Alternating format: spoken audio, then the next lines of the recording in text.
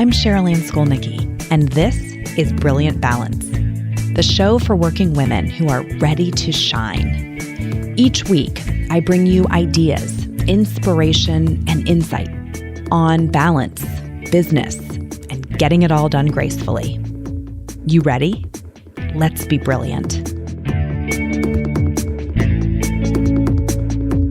This is episode 180 of the Brilliant Balance podcast.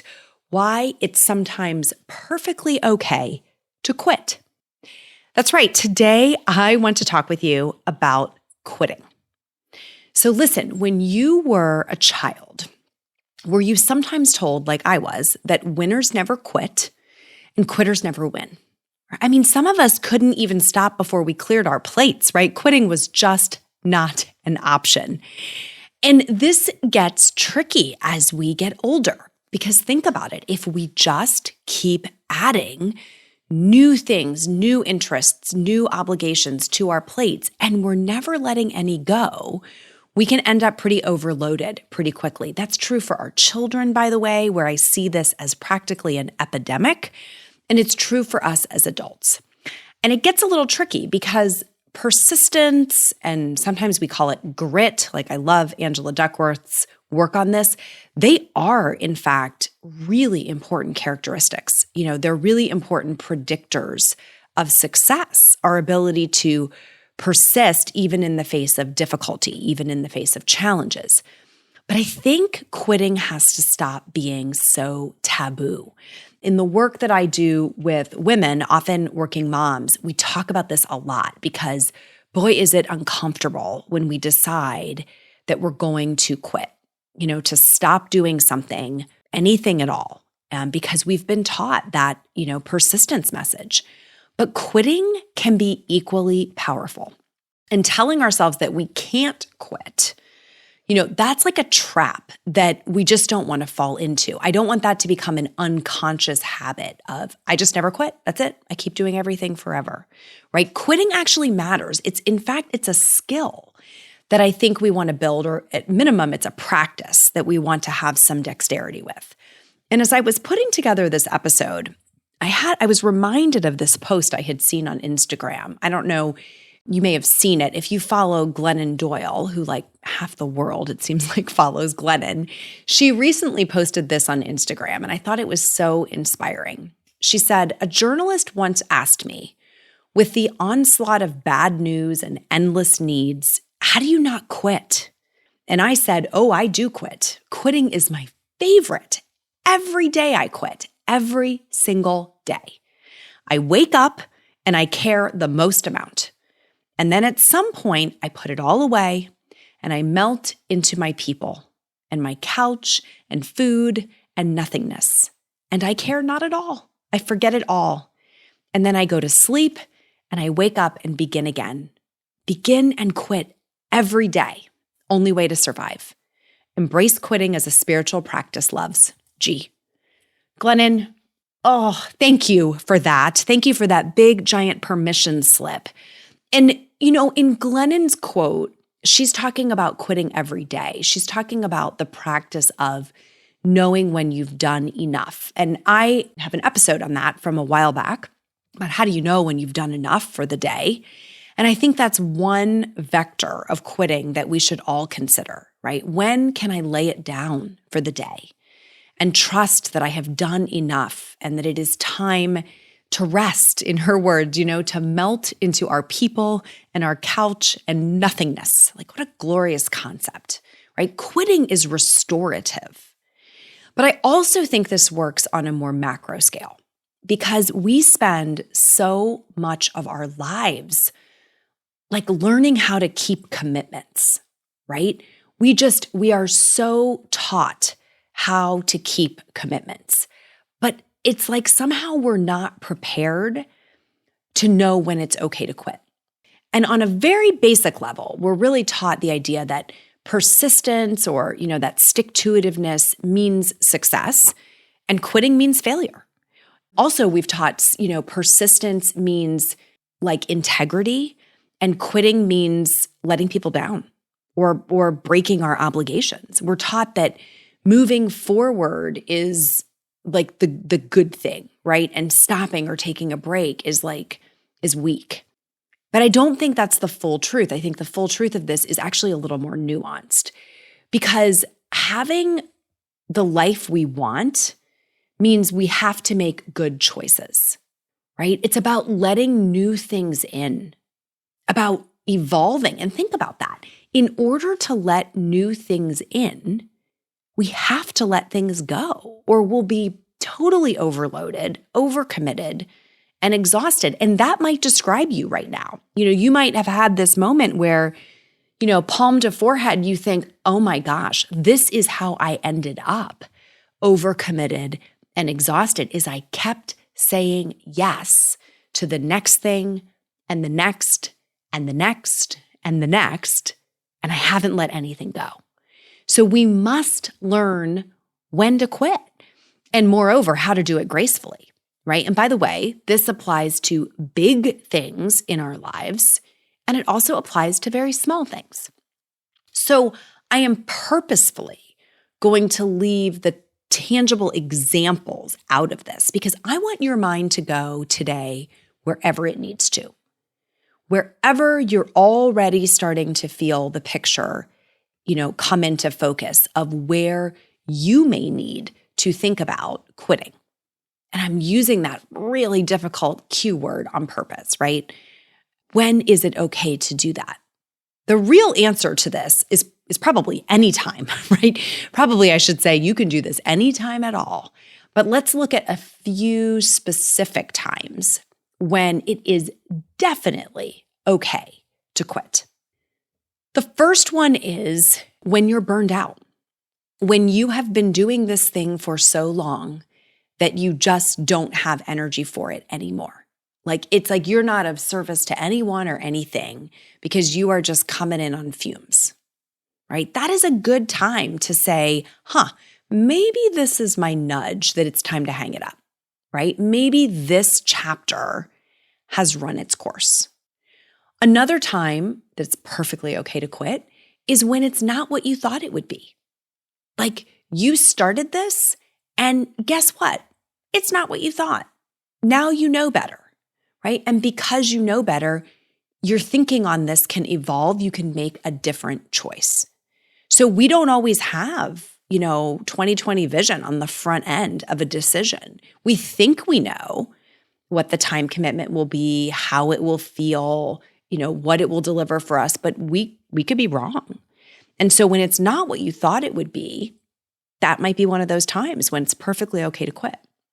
Here's another one, when you've changed your mind.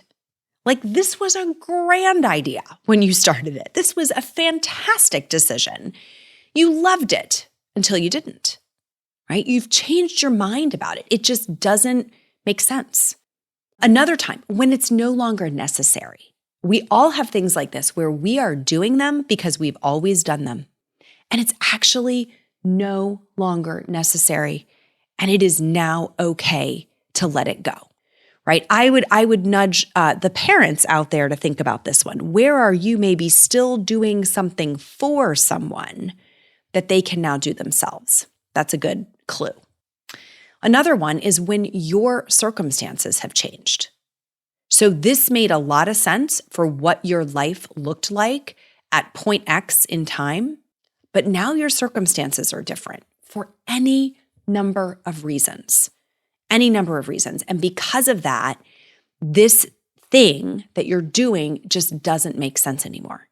So like the world changed around it. Nothing maybe changed about the experience itself, but the context in which it's happening has changed.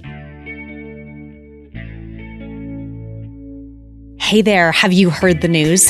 I am going on tour in 2021, virtually, of course.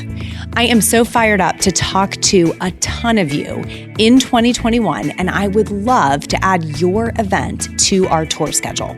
The topic is something near and dear to my heart. It's work-life balance redefined.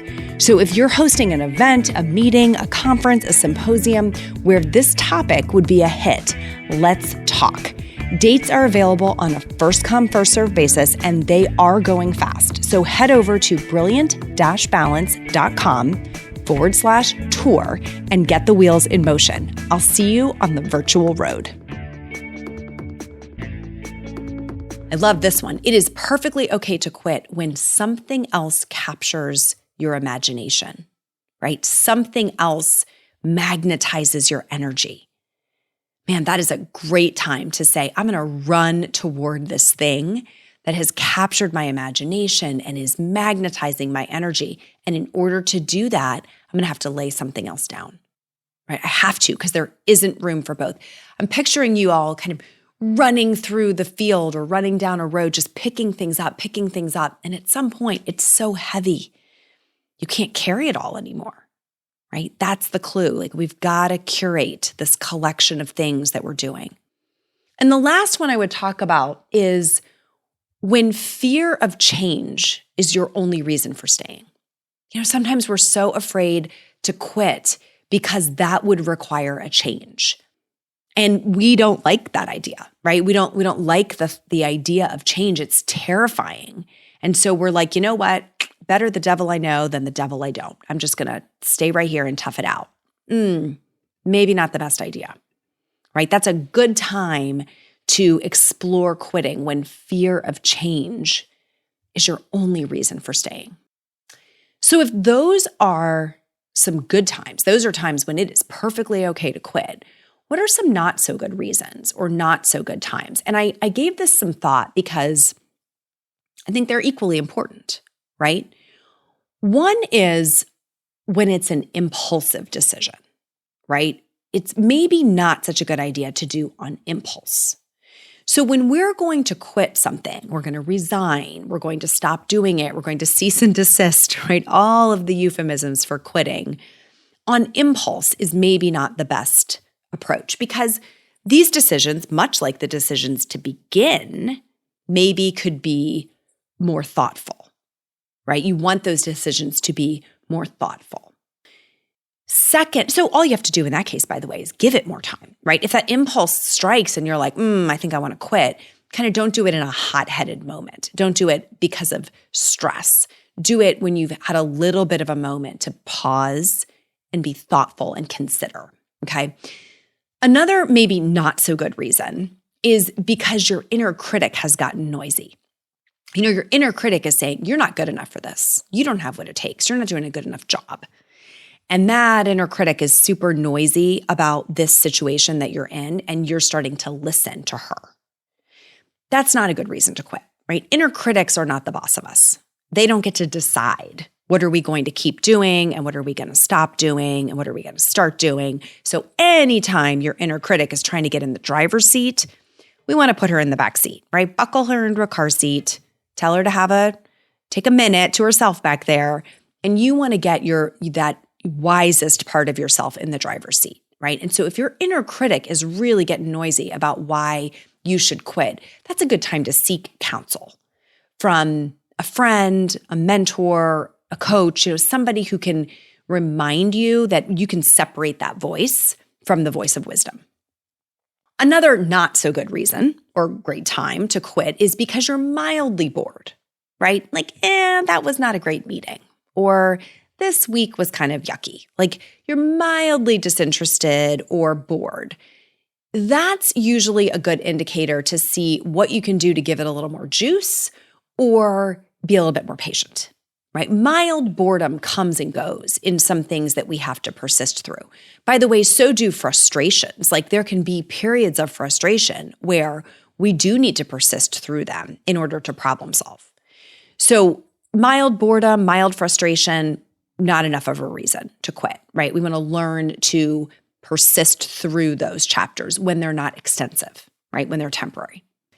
And the last one, and I think this is important around keeping our commitments to other people, is when you're close to a milestone with, a team or a work group or any kind of a group or a colleague or a partner, when you're close to other people are counting on you to reach an important milestone, that is not a great reason or a great time to quit. Now, there can be extenuating circumstances that make it necessary, but ideally, we want to follow through when we can help other people who we've committed to reach that milestone. And then there's sometimes a more opportune moment to make a change. So that's a lot about the when. Okay. And I'm betting that you're sitting here thinking you can see yourself in one of these examples, either on the positive or negative. And whatever commitment is coming to mind for you as you listen to this episode, run it through this framework.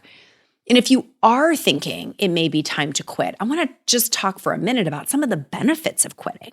Like, we talk about the downside, all the uncomfortable feelings of telling people and, letting people down, or what will people think. But the benefits of quitting, I have a couple. One is it creates time, right? This is an actual proven way to get time back, which is something most of us are looking for. You can use that time for something else, like for another pursuit, or you can use it for rest, for rejuvenation, to just have some downtime for once.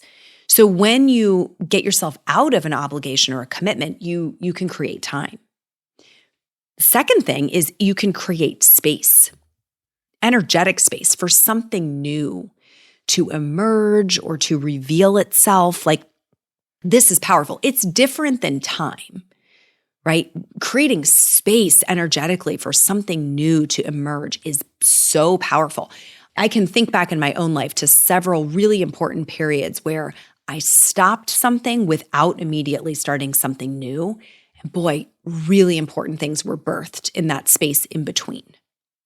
And maybe that's, related to this third one. The third benefit of quitting is renewed creativity, right? Or a renewed sense of engagement in something new. So when you have space, when you've created a little bit of white space in your life or breathing room, that's really the fertile ground for creativity to rise up.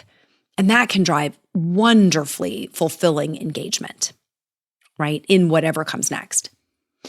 And finally, here's one that's often, I think, overlooked. When you quit something that you no longer want to do, need to do, feel fulfilled by doing, you give someone else a turn. And sometimes, believe it or not, the thing you were dreading is someone else's dream.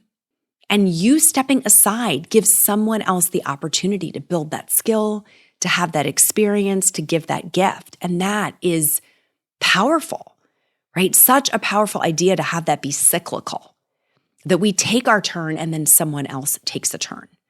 So the next time that you are toughing it out, right? Or maybe you are right now, and telling yourself that winners never quit and quitters never win, I want you to think back to this episode and see if it would be powerful to reconsider that idea. If maybe this is one of those times when it is perfectly okay for you to quit, and see what that opens up. That's all for this week. Next time on the show, I am back with a guest. I have Lee Thompson. She is a professor at the Kellogg School of Management at Northwestern University and an expert on negotiation. I can't wait for you to meet Lee and to learn all the cool things that she has to share about negotiation. So make sure you check in next time. Until then, my friends, let's be brilliant.